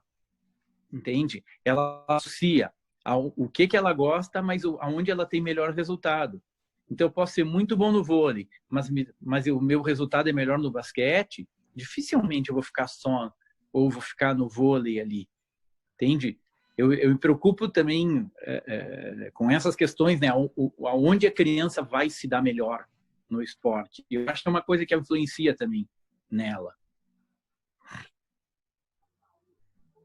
Luciana? Sim. Ricardo? Não, o Ricardo, eu mandei perguntar se ele queria perguntar alguma coisa, ele disse que não, que está tranquilo. Mandei porque ele não consegue falar nem nada. Ah, que pena. E tu, Escada? O Escada vai falar. Ele está segurando 1h30. É muito tempo. Estão me ouvindo? Estamos. Agora estamos. Uhum. Deixa eu começar pelo vídeo basquete. A gente trabalha aqui de iniciação, né? E a nossa grande briga uma delas que eu já desisti, era marcação individual, marcação por zona. Eu acho que se o técnico acha que a zona vai ajudar ele a formar o atleta dele, que marque zona. Paciência. E no Paraná, por exemplo, eles tinham uma obrigação. Então eles fizeram um regulamento bem sensato, e eles fizeram isso por 10 anos. A partir desse ano, ia começar a marcação individual, a marcação ia ser liberada. O técnico quisesse fazer, faz, o técnico quiser fazer, não faz. E na parte dos árbitros, os árbitros têm que ter essa consciência também, na mínima, né? Na mínima. Sim. E não teve problema nem aqui, nem lá com esse problema de zona individual e tal. O problema mais são os técnicos mesmos. O técnico que quer burlar a regra. Não vale marcar individual. Aí o cara faz uma 3-2. Aí não vale marcar individual, faz 1-2-2. Mas não bota ninguém dentro do garrafão. E aí aqui ficou a única regra que não pode 3 segundos defensivos. Então, botaram a regra de 3 segundos defensivos. Tem 3 segundos de ataque e tem uma regra de 3 segundos defensivos. O que impede de ter aquele grandão lá dentro do garrafão. Sim. Mas não impede de fazer zona. Mas eles fazem o mais difícil, podia ser tão mais... Mas tudo bem. Vamos Eu lá. não acho mais difícil. Eu acho que foi uma regra que pelo menos ajudou um pouco. Como eu falei, eu não vou discutir mais na reunião, quer marcar zona, marca zona. Sim. Geralmente... Eu acho que é uma tentativa. É uma tentativa. Mas isso tem que passar pela cabeça do técnico. Se o cara acredita que vai marcar a zona e é o ideal para a formação do atleta, fazer o quê? Dá uma partezinha. Tem gente que acha que a Terra é plana e tu vai ficar discutindo. Quem fala nisso... Então não adianta, ora. Ô, Bimbim, ninguém fala isso. Desculpa, eu falei de Bimbim. Então, o que acontece? Geralmente a equipe que marca a zona no 12, ela ganha o 12, ganha o 13, no 15 já não começa a chegar, no 17 e no 19 nem se fala. Não, e o que acontece também, que a gente se bate muito, né? Tu não forma atleta, né? Tu forma atleta. Mas tu ganha o jogo. É muito fácil alguém que marca individual tu pegar e marcar zona. Agora, quem se acostumou a marcar zona, cara, não consegue marcar individual. Não tem jeito. E Vocês não concordam comigo, hein, Fabiano e Mahama? Vocês não concordam comigo que o grande problema é que, na realidade, o cara até pode ter sido um bom jogador, ser um bom técnico para dizer faz isso, faz aquilo outro, mas ele não conhece de fato como é que funciona a pedagogia, a metodologia, não sabe. Acho que não é isso, Luciano. Alguns sabem. Alguns estudos. Tá, mas não vamos ter 100% em tudo. Não conhece. Acho que não tem que envolver a arbitragem. A arbitragem não deveria estar em mim. Eu acho que a arbitragem não tem que ser envolvida nisso. Aí a arbitragem tá ali para apitar. Lu, eu acho que é mais assim, ó. Às vezes até pode saber, entende? Mas às vezes o cara pensa assim, ó. Cara, eu ganho o jogo marcando uma zona. Isso aí. Enfim, é o basquete de resultado. A gente estava falando semana passada isso, lembra? Cara, eu boto uma 2-1-2 ali, os caras vão errar, arremesso, eu pego o rebote e saio no contra-ataque. Pum, ganhei. É isso aí. Então, esses brasileiros que têm de seleções, que já está aí um bom tempo, quando a gente tem experiência com os atletas de seleção, acontece isso. Agora vai ter que vão marcar individual. E eu só uso marcação individual. Vai marcar individual. Marca tal, vão defender o pick and roll assim, não sabe. Vão o bloqueio direto, nós vamos defender assim, não sabe. Aí a menina é cortada, os caras ficam bravos. Pô, cortasse a minha menina, ela fez cestinha. Beleza, ela é cestinha, mas ela não sabe marcar. Como é que ela vai jogar se ela não sabe marcar? O sub-15 não sabe defender um pick and roll. E aí... Então, isso o X da questão é esse. Isso tem que passar pela cabeça do técnico. Primeiro o técnico tem que estar conscientizado disso. Depois vem a arbitragem. Com certeza a arbitragem vem depois. A primeira coisa que eu coloquei foi essa questão, de conhecer realmente como é que as coisas se dão. Eu acho que o árbitro tem que ir lá apitar e, olha, sub-12 mal apitar ainda. É só mais ensinado que... Não precisa nem ter arbitragem. Arbitragem pedagógica, como a gente dizia lá nos Jambores, né? A arbitragem pedagógica. Então o cara não tem que estar se preocupando se é zona, se é individual. O cara só tem que saber que essa menina caminhou agora, deixa ela jogar, que não vai influenciar. É isso que... E vem dos técnicos. Eu fiquei com uma dúvida que vocês estavam discutindo, que eu peguei na metade, que eu tô no meio do treino aqui, né? Aqui voltaram de Santa Catarina. Tô ouvindo barulho de bola aí. Ela só correndo, porque não tem bola ainda. Essa semana é só físico e a semana que vem vai começar a bola. E eu tô em licença prêmio, então eu não posso trabalhar ainda. Só que aí eu tenho que vir cuidar para minha esposa dar o treino e eu fico cuidando do meu filho. É viciado. Ó, meu filho tá aqui, ó, do treino. Oh, Eu tô vendo. Caiu Agora eu entendi. Caiu a escada. Ó, e elas estão Cara, treinando lá. Eu acho que tu tava empurrando o carrinho, né? É, tava empurrando o carrinho. Eu ia dizer, pô, esse cara é autista, ele ficava balançando assim. Eu digo, agora quando Ele é autista. eu ia chutar alguma coisa, eu digo, pô, tu tá fazendo alguma coisa, tá empurrando o carrinho. Mas tem um pouco de autismo, não é errado. Tem um pouco. O Carlos Alex se lembra quando eu dava treino para eles e eu não tinha onde deixar meus filhos, eu levava os dois e eu tinha que deixar eles dentro do carrinho das bolas. E eles esculhambavam, jogavam as bolas para fora. E os guri correndo na quadra e não sei o quê. Era um horror. Juliano. Eu fiquei na dúvida se vocês, quando estavam discutindo a precocidade, se vocês eram a favor de iniciar cedo ou não eram a favor. Olha, eu acho difícil. Eu acho assim, ó. O meu orientador no mestrado, o Rui Krebs, ele falava assim, ó. Existe especialização esportiva precoce? Pode até existir. Mas existe iniciação precoce? Não. Existe uma idade para tu começar a brincar com basquete? Não. Não. Não tem. Não tem. Aí o cara me diz assim, aí os caras dizem assim, ó, cara, mas tu vai ensinar alguém a jogar basquete com 4 anos de idade? Vou. Mas, na verdade, o que eu vou fazer? Eu vou brincar com ele de basquete. Sim. Não sei se a Ana está escutando. A Ana diz que tem criança com 4 anos de idade e acho que ela pode, inclusive, dar a opinião dela. Isso aí. A gente brinca com basquete. Eu trabalhei com pré-escolas com basquete. Eu tinha uma academia de iniciação esportiva e eu tinha maternais que iam lá no ginásio. E a gente tinha material de ginástica olímpica, bola de basquete. As tabelas de basquete eram presas na janela. Ela ficava a 1 metro do chão. Então as crianças vinham lá e enterravam e faziam. Nossa, era uma festa aquilo, vai. Então, existe idade para iniciar? Não, não tem. O problema é isso. É quando tu começa a fazer uma especialização forçada. Outra coisa, e isso vem naquilo que eu também estava comentando.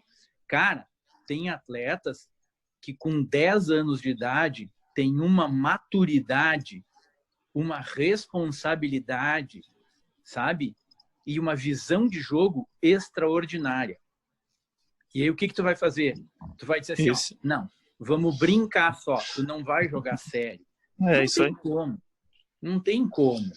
Então, antes dessa pandemia, a gente estava com essa ideia de não aceitar menina de 6 anos e tal, e aí começamos a estudar. A gente vai ter que ter uma turminha de 6 anos. Mesmo que a gente não esteja, esse ano a gente abdicou de jogar 12, a gente não vai jogar 12 justamente por causa desses moldes que é da federação, que é o campeonato adulto. A única coisa que diferencia é a altura da tabela, que bota a tabelinha. Tu vai fazer o quê? A gente vai fazer encontros, vai fazer encontro entre os núcleos, vai fazer amistoso. Elas não vão subir pro 13. As que têm condições, sim. As que têm, como que nem o Marco falou. Se a menina tem essa maturidade, ela vai jogar o 13. Então não faz diferença tirar o time de 12. Não, lógico que faz diferença. Porque essa aí são 13 meninas, 14 meninas. Uma que tenha diferenciada, a gente quer formar, a gente quer competir. E não quer perder atleta, a gente quer fazer as duas coisas ao mesmo tempo. Então não faz diferença, assim, se nós jogar o 12... o menino que está iniciando, que não sabe correr na bola e vai jogar contra o técnico marcando zona e o outro marcando pressão, se as meninas não sabem jogar, faz diferença no final. Então a gente pega aquelas meninas que têm mais condições, essa de 10 que é mais maturada, de 11, vai botando nas duas turmas, até porque a gente tem poucas atletas, talvez se nós tivesse 12, 15, 12, 14, 12, 13, podia até não acontecer isso de repente, mas não é a nossa realidade. Então a ideia era essa, né? Só que com essa pandemia a gente teve que mudar um pouco os planos. Mas a gente vai estudar muito essa ideia de começar as turminhas de menor de 8 anos que a gente estava aceitando só. Aninha, tu não quer falar sobre a questão dessas crianças pequenas, Aninha? Não, eu estava ouvindo aqui. Então, depende, né? Porque assim, eu tinha o João, você lembra do João, né, ô Lu? Uhum.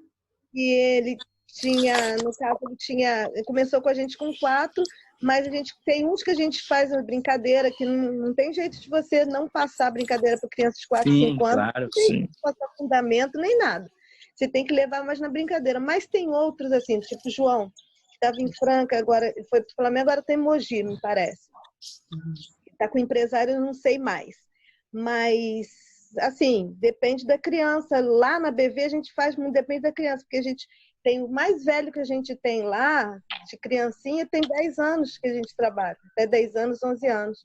Porque o resto, quando tem 11 ou 12, vai para o clube, né? Que eles vão lá e até as mães preferem. Mas depende muito da como eu faço com a criança, como ela vem para mim. Se a criança é mais madurinha para alguma coisa, aí ele já fica com a turminha mais de 7 anos, entendeu? Isso depende. claro. O meu filho Esse tem... meu deu errado, né? Mas eu trabalho desse jeito. Sim. Não tem como generalizar, né, Ana? Tu tem que analisar cada caso, tem que analisar cada criança e ver realmente. Porque tem crianças que são extremamente precoces, já a vida tornou elas precoces, né? Sim, Então, com certeza. diga, Alex. Eu ia falar do Yannick, que eu nunca ensinei ele para ser como se fosse atleta. Nunca dei treino para ele.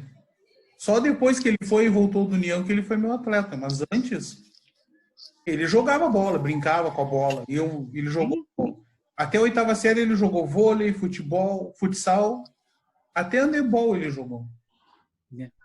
Então, a cada ano ele fazia 2 modalidades na escola, porque elas eram escolinhas, eram pagas. Por que esse desprezo em falar até handebol? Até handebol. Até handebol. Porque eu joguei handebol quando era... Sim, o Gabriel foi goleiro de handebol anos, cara. Louco, então. Louco. Não, o Gabriel... O Juliano tem 35, meu outro filho tem 34 e o Gabriel tem 24. Ele tem 10 anos. Tá com 40. Como tá com 40? E aí o que acontece? Ele chegava, os guris chegavam e diziam para eles assim: o quê? Jogar handebol e goleiro? Tu é louco? Tu é um doente, o que tu tá fazendo? E não sei o quê. O Thiago tem 22, eu botei ele na escolinha de futsal do Brilhante. Aí ele chegou lá, ele jogaria no time. Ele vinha do Cruzeiro, que é outro clube, que é um clube, digamos assim, o topo do futsal em Pelotas é o Brilhante e o Paulista. E tem outros clubes, e eles iniciaram ele e o Max no Cruzeiro. Mas o técnico do Cruzeiro é o cara que vai em cima e faz os caras jogar. E eles ganharam num ano lá o Brilhante do Paulista. Isso com 11, 12 anos, talvez 13. E aí, o que aconteceu? No outro ano, eles mudaram ele para ir lá no Brilhante. Aí ele saiu e disse, mas ele não tem os mesmos, não sabe os movimentos, não tem exatamente isso que no Cruzeiro ele detonava os caras, porque os caras jogavam tudo fixozinho, tudo sabia, o fixo. Sim, tal, sim. Só jogava na mesma posição. E ele e o Max bagunçava o time, e o cara um dia olhou para ele assim, vamos bagunçar o jogo. E ele bagunçou o jogo, os outros caras não sabiam marcar os dois. Então eles faziam um gol doidado, aí o Cruzeiro, o Brilhante queria ele. Chegou lá, o cara disse que ele até pode jogar aqui, mas nessa faixa etária, ele é muito bom no gol. Olha, eu prefiro nem comentar, porque esse clube eu conheço de vista, prefiro não comentar. O que aconteceu com ele? Não, o que aconteceu foi que eu não deixei ele ser goleiro no Brilhante, porque ele queria ser arquiteto e estragar as mãos. O poder não podia estragar as mãos. Tá louco, goleiro é existe o Cruzeiro ainda? Existe Cruzeiro ainda? Não existe mais o Cruzeiro. Não? É destruído. Não tem mais. Por isso que eu acho que fazer tudo vale a pena. Ajuda também. Uma boa noção nos Estados Unidos. Nos Estados Unidos fazem muito isso. Repertório motor. Nos Estados Unidos eles fazem isso, jogam beisebol, jogam futebol americano. Eles têm basquete. A temporada lá e tudo. Aí, na escola é 3 meses, né? Então, depois daquelas 3 meses, terminou o basquete, o cara, vamos outro esporte. Vou jogar o quê? Beisebol, vamos jogar futebol americano e tal. Quer ver eles ficar brabo? Quer ver eles ficar brabo? E aí, lá nos Estados Unidos eles fazem tudo isso, sexo não são formados de educação física. São formados. É outra cultura, Não são, não. rapaz. É outro Kinesiologia. Vai estudar aí, rapaz. Não existe isso. Não existe, não são formados em educação física. Tá bem. Nem todos. Não, mas é diferente. Vai querer que o Zaya Não Thomas são. seja formado em educação física? Tu acha que ele precisa? Pois é. Não, Mas pois é, é. Thomas. Parece Não é o que Escada nem o Carlos formado em Alex. educação física. É isso que parece. Eu que ele sou. não é formado. Ele é. Eu sou formado, mas não é o fundamental para trabalhar com basquete, infelizmente. Ai. A semana que vem a gente vai brigar então, tá? Falando em brigar, eu não perguntei pro Marra aí da formação de técnicos, o que ele acha que se o Rio Grande do Sul deveria ter alguma escola. Cara, tu vê aquele negócio lá da Escola Nacional de Técnicos de Basquete deu uma esfriada na confederação ali, tudo. Aquilo era legal, tchê. E aí o que acontece? Fatalmente, aquilo ali ia gerar núcleos em cada estado, entende? Para pelo menos conversas de tu ter e, sabe, comentar a respeito disso, porque senão fica aquela coisa assim, ó, na reunião da federação, junta os técnicos, conversa, só que aí fica muito em cima dessas coisas, né?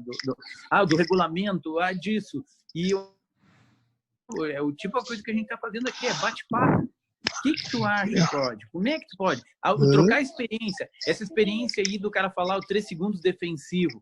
Cara, isso aí é uma ideia muito bacana. Acho que tem que tentar. Eu acho que não pode... não, acho que não vai dar. Não sei.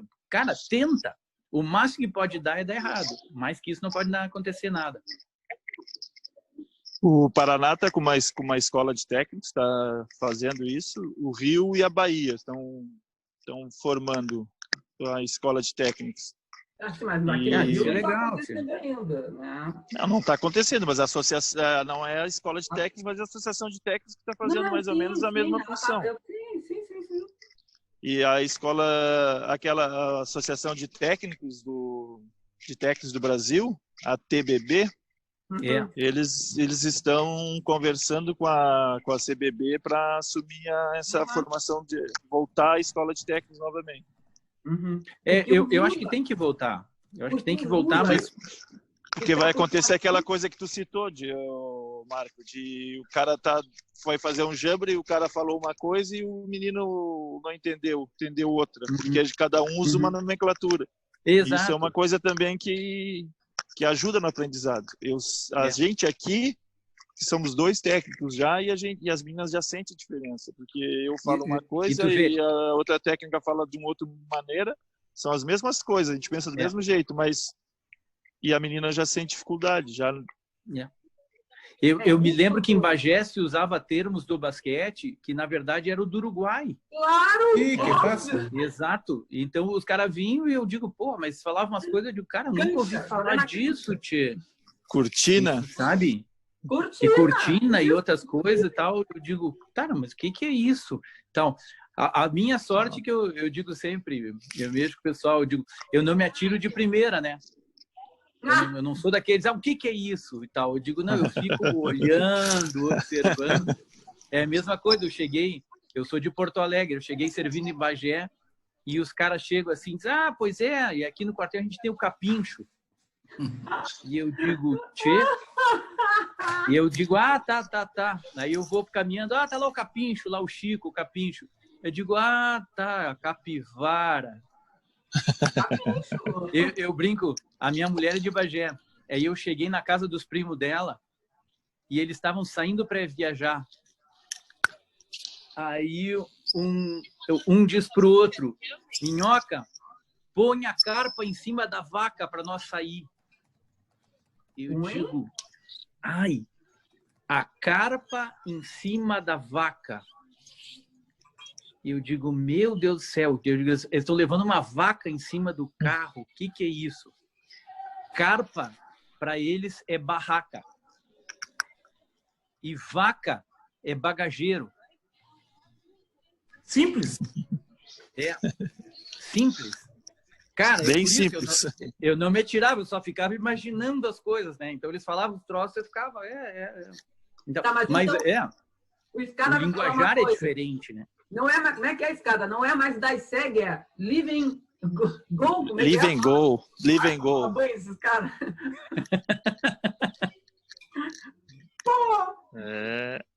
Live vem gol, pique varejão, pique... Te juro que depois vai explicar o que é o pique varejão, qual é a diferença, mas tudo bem. É o ângulo só do pick and roll. Isso aí eles inventaram nos Estados Unidos. É um ângulo que ele vem lá do fundo e ele vem da esquerda, faz o pique na direita. Tá, então depois tu vai botar tudo isso no papel para mim. Eu tenho que me atualizar. E que isso que eles estão falando agora, que é uma nomenclatura nova, que o varejão fazia muito isso, e os técnicos dos Estados Unidos estão chamando isso de pique varejão. Sério? Aqui no Brasil e aqui no Brasil estão chamando e chamavam de repique. Olha, Aninha, já tinha pegado esses termos, Aninha? Oi, Então, tô pegando tudo. Hã? Pique e repique. Tô pegando. Pique, varejão e repique é a mesma coisa. Só que nos É. Estados Unidos eles começaram a chamar de pique varejão e no Brasil chamavam de repique. Então, Já tinha escutado isso, Aninha? Corta a luz. Não, pique varejão nunca. Pois é. esse é um dos mais novos. É muita palhaçada, sinceramente, né? Mas é A pandemia está servindo para muita coisa. Até para se alimentar ao vivo, Luciano. Mas encarte, eu tenho que comer, porque eu faço. Você daqui, todo mundo é de casa. Eu tenho Tá sendo, não, é que está sendo gravado e vai para o YouTube, só para te avisar. Tá?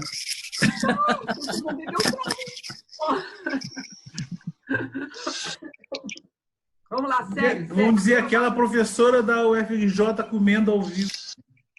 Mas não sei se o Marco está ainda atuando aí, mas como eu falei para vocês, Fabiano. está tendo... Oi. Marco. Ah, tá. Desculpa. Chama ele de Marco, César. ele vai ficar elegante. Ô César, não tem problema. Não tem César, problema. então. Que não é César, é César. É Cesare. É Cesare. Ele olhava e dizia assim. Pode também. ser. César.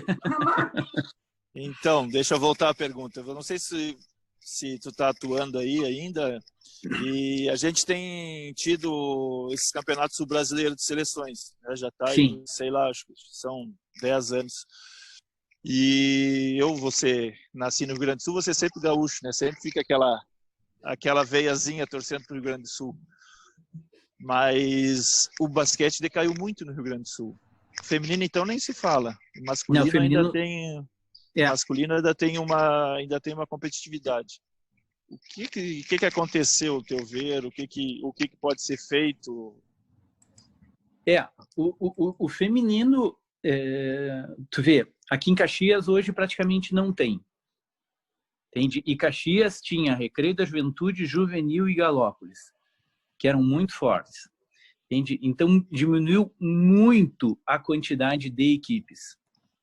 E eu mexo com o pessoal do feminino, que eu digo dos técnicos, era impressionante, porque eram 6, 7 técnicos e não se davam entre eles. Eu digo, cara, vocês são em poucos e ainda conseguem brigar entre vocês. Mas o masculino, ele oscila um pouco. Às vezes tu vem uma safra um pouco melhor, né? Daqui a pouco cai um pouco. Com essa história de ida de atletas para São Paulo também, às vezes bem precoces, né? Às vezes tu tem uma gurizada muito boa e daqui a pouco, de um ano para o outro, 2 vão embora e aí, com a nível de seleção, vai. Mas tu ainda tu consegue manter, digamos, um pouco mais. Mas do feminino foi drástico realmente. Uns dias, em fevereiro, eu encontrei na praia o Celso lá de Osório. O Celso de Osório. Que o Celso tinha se aposentado. Quer dizer, ele em princípio está aposentado, mas eu acho que ele estava querendo voltar alguma coisa a trabalhar, sabe? E o Celso é muito importante dentro disso, por quê? Porque ele é um cara muito dedicado, não que o menino que está lá não seja e tal, mas não tem experiência dele, né? E Osório é muito no nome do Celso, então ele carrega muito disso. Celso é apaixonado. Exatamente. Então, eu realmente está precisando, e eu acho, eu não digo que o Mini seja a solução de tudo, mas eu acho que está precisando um trabalho mais forte do Mini e no feminino, entende? Mas começar com meninas pequenas, no Mini, sabe? começar ali, fortalecer e tal, porque o que está acontecendo agora? Por exemplo, meu filho é técnico no Recreio da Juventude. Tem meninas? Tem, no mini. Mas o que acontece? Não tem suficiente para montar uma equipe. Então, eles jogam misto, só que quando chega no mirim, não tem para onde ir. A UX está tendo algumas meninas, então eles estão com um projeto de daqui a pouco fazer uma equipe feminina e vai, mas que hoje a questão sempre é grana, né? A questão esbarra no financeiro, e aí o que vai acontecer? Quando tu tem muito mais atletas no masculino, tu acaba priorizando o investimento dentro daquilo. Eu tenho trabalhado hoje com basquete, mas eu trabalho com iniciação em Farroupilha. Então, eu tenho um horário de basquete só. Lá o futsal é muito, muito forte. Muito forte, então tu prioriza ali. Entende? Então, eu continuo trabalhando com isso, mas não a nível de federação. Acompanho por causa do meu filho, vou assistir aos jogos às vezes e tal. E a sede da federação hoje aqui em Caxias é o Rogério Caberlou, então a gente conversa seguido também sobre isso. Carlinhos da Serra. Eu acho que estava entrando o Miguel ali agora. Eu estava comentando contigo que o teu presidente é o Carlinhos da Serra. Não, acho que não. Não? O Carlinhos é imbatível. É imbatível. Bah, tá louco. Então tá, o Miguel entrou aí, acho que para dar um olá para a galera que estava em outros afazeres. Falamos de mini basquete. Miguel, quer colaborar, contribuir, perguntar para o Cesário, hein? Olá, galera. Desculpa aí, mas eu confesso que eu almocei cedo, tirei uma sonequinha, dormi. Até que eu dormi e agora eu entrei no computador, que aí celular, o Carlos me deu um toque, eu falei, conversar aí com vocês. Mini basquete, cara, é uma coisa que eu só lamento que poucas pessoas investem nisso, né? Eu digo aqui no Rio, praticamente tinha aqueles festivais, muito legal, que jogava todo mundo, mas agora não vejo iniciativa de parte de ninguém. Eu não sei aí, no Brasil, eu sei que o Dante é um cara que briga muito por isso, e tem alguns abnegados também, mas eu sei que na Argentina, acompanho, tem um trabalho muito bem feito, mas aqui no Brasil, praticamente, eu não vejo isso. Eu comentei, Miguel, a respeito da experiência nossa aqui do Rio Grande do Sul, que também era muito forte nos anos 90, hoje caiu bastante, e realmente a gente vai ter que fazer alguma coisa para tentar retomar algo nesse sentido. E principalmente essa troca de ideias, né, que a gente tem muitas ideias muito boas que foram ao longo do tempo implementadas. Lógico, algumas coisas vão mudando, a mentalidade da gurizada vai mudando, mas eu acho que tem muita coisa boa que foi feito que caberia muito bem retomar. Essa questão dos festivais que se faziam era coisa muito legal, muito legal. Daí surgiu muito atleta, sabe? Então, acho que a gente tem que tentar, com algum tipo de esforço, de tentar retomar algumas coisas nesse sentido. Isso é verdade. Mas a gente está batalhando para isso, né? Por exemplo, antigamente a gente via todo ginásio que eu entrava aqui no Rio tinha aquela tabelinha que a gente colocava em cima da tabela oficial. Exato. Né? Agora, com a tabela mecânica, a gente pode abaixar, mas eu não vejo mais isso. Eu até procurei alguém para que pudesse me informar onde poderia fazer. Eu não encontrei mais ninguém aqui no Rio que fizesse isso. Nem todo ginásio e quadra tem essa tabela retrátil. Aqui no Rio Grande do Sul é comum. Era comum. Pelotas, eu nunca vi uma tabela de mini.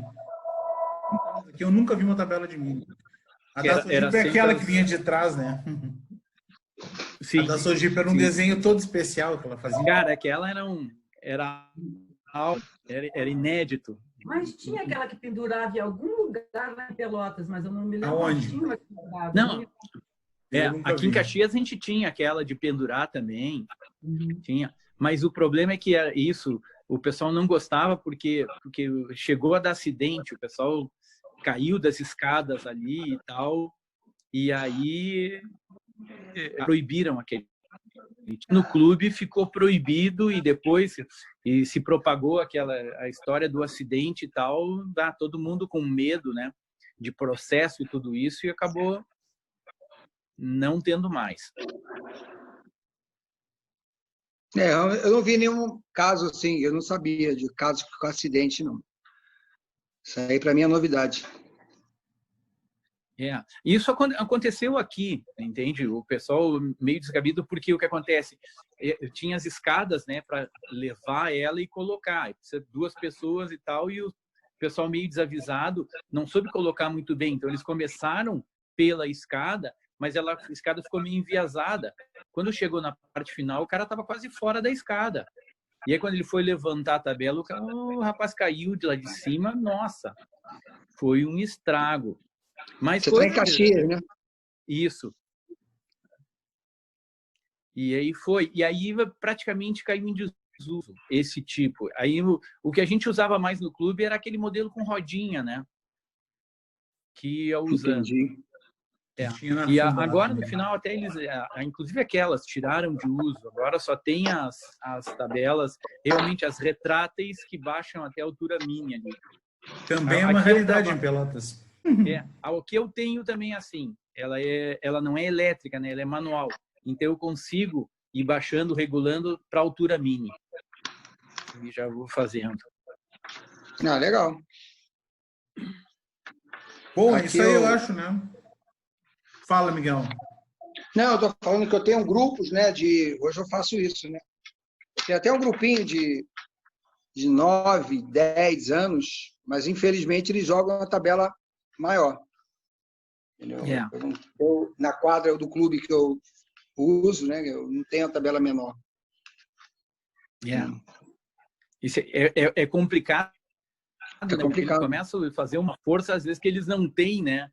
E acabam mudando toda a técnica de arremesso para poder conseguir chegar naquela altura de tabela ali. Pô. Não, eu tenho um garoto chamado Tom. A avó sempre foi esportista, não de basquete, de vôlei. A avó queria insistir por umas 7 anos, é muito novinho, eu explicando. Sério, pessoal, o garoto levou 3 meses para a bola tocar no aro. E eu falei, esse garoto vai odiar basquete. Eu falava para a avó, ele vai odiar basquete. Porque chega em casa, o pai fala assim, quantas cestas você fez, Tom? Exatamente. Galera, 3 meses. E eu querendo, o garoto vai... Falei, vou perder um aluno mais tarde.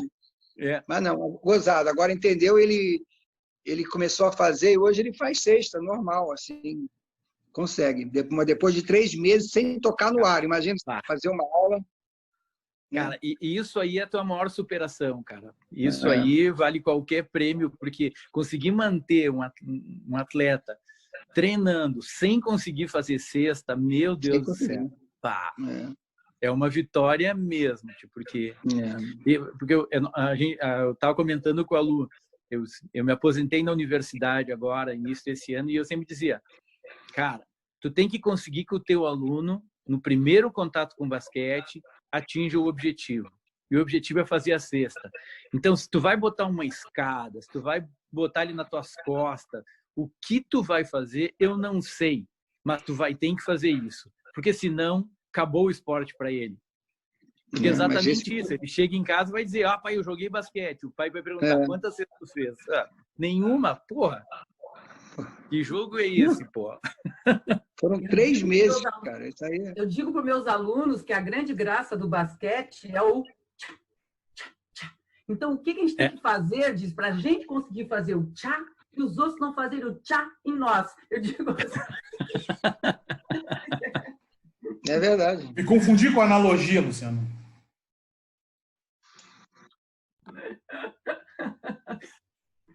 A Aninha está vindo para cá porque caiu a conexão dela lá, acabou o celular, ela mora aqui do lado, ela vai entrar aqui daqui a pouco, aí vocês vão ver ela. Tá. Quando ela entrar, nós já fomos. Pois é, isso que eu tô falando. Pois é, cara, eu tô olhando o relógio, o cara é 13h10, meu Deus do céu.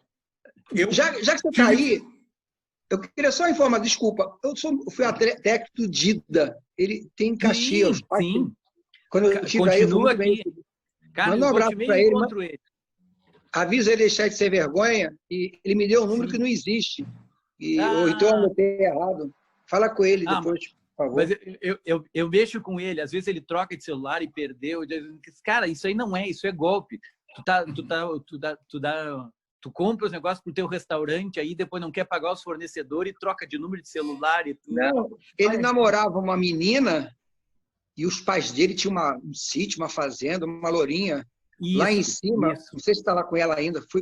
Passei a noite lá, comendo, tomando um vinho, muito legal a família deles. Dela. Se eu não me engano, ele não está mais com a menina, porque ele é muito amigo dos meus filhos, e no casamento do meu filho, ele estava com essa menina. E eu sei que pouco tempo depois o meu filho me disse, pai, o Dida não está mais com ela, e não sei o que e tal. Porque chamava sogrão e tal, e vou casar, mas eu não sei mesmo. Até vou perguntar pro meu filho hoje. Mas volte e meio encontro, Dida. É que com essa história toda, aí no restaurante ali, agora eles estão... tá um problema, né? Eu não sei como é que eles estão trabalhando agora lá no restaurante. Mas assim que eu encontrar, vou dizer que tu mandou um abraço para eles e para ele deixar de ser sem vergonha e entrar em contato. No momento abraço, eu vou dizer pro Marra Marco que ele teve 2 atletas que mandaram um olá. Benhur Rosa da Silva. O Benhur. O irmão do Zé. E um outro que foi de seleção, que é o primo do Mafini, Giancarlo Achuti. Sim, o Jean. O juiz lá, que tá lá do Ceará. É juiz do Ceará. Ele pegou e mandou uma mensagem. Tá ocupado, disse que eu mando um grande abraço para ele. Pô, que legal, cara. E agora nós estamos conhecendo a Ana na hora de dar tchau. E ó. Quase na hora de dar tchau. É a Cianinha que trabalha com as crianças aqui. Formação. Tudo bom, Ana? Tudo bom. Vizinha da Luciana, me conta isso que é morar em Vila Isabel. Não é Vila Isabel, em Engenho Novo. É do lado, é tudo a mesma coisa. Do ladinho. Não, Quando dizer que é Vila Carlos Isabel. Alex, Choco, quando dizem assim, é porque o que tu falou, eu acho que é meio pejorativo. O cara diz, não.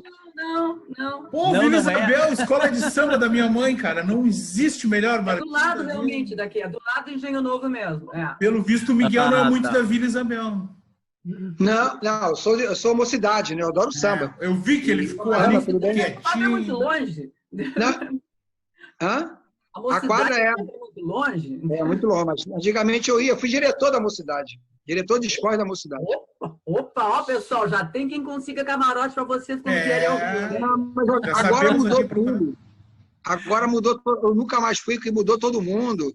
Entrou um pessoal meio da Barra Leve lá. O basquete que estava lá também, eu acho que o Léo também estava lá na diretoria do basquete. Eu acho que ele estava lá na diretoria. Não sei. Que Léo? É que eu não sei te explicar melhor. Léo, mas isso o meu faz tempo, viu? Uhum. Aí depois eu comecei a frequentar a Grande Rio. Entendeu? Aí sim, mas eu vou bem. Sambamos. Eu morei em Vila Isabel. Eu morei na rua Jorge Rude.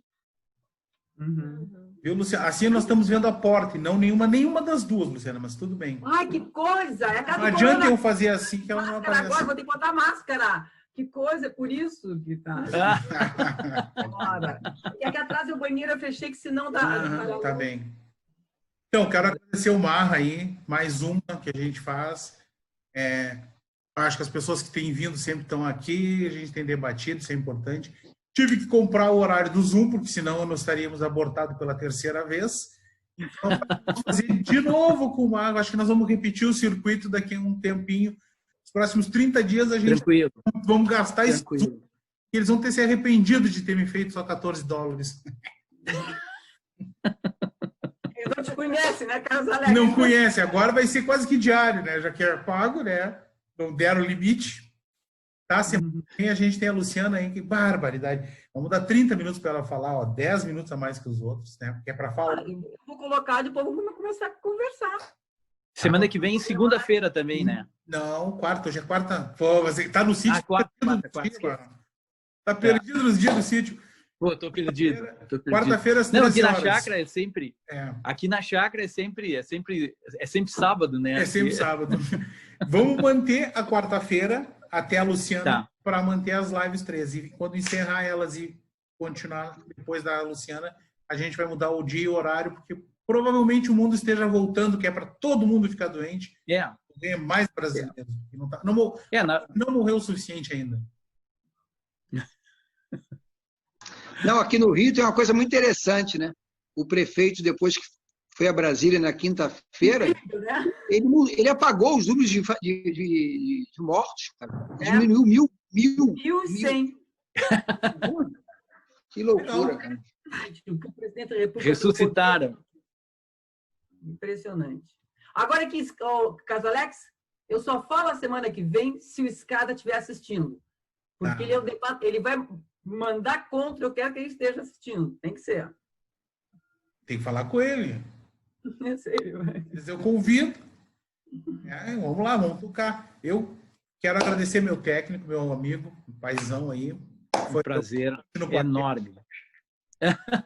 Foi um péssimo ano no início, mas para minha vida foi o melhor ano da vida. Se tivesse servido, é verdade. Muita coisa boa que aconteceu e muita briga que eu tenho na vida aí não teria acontecido. Eu teria ficado lá um minguadinho em Bagé, mais um empregado dos colegas.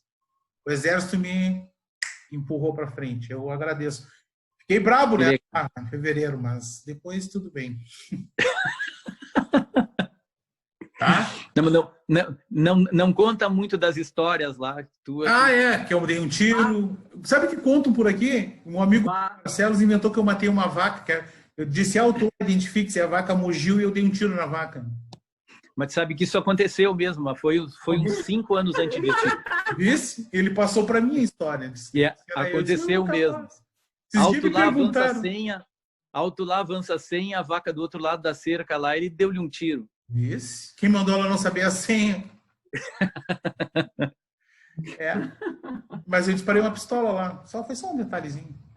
13 não é nada. Um beijo para todos, prazer. Valeu, pessoal. Lá. Nos encontramos semana que vem, 13 horas, Luciana Paia. Tá bem. Valeu. Tchau. Abração, foi um prazer enorme. Prazer.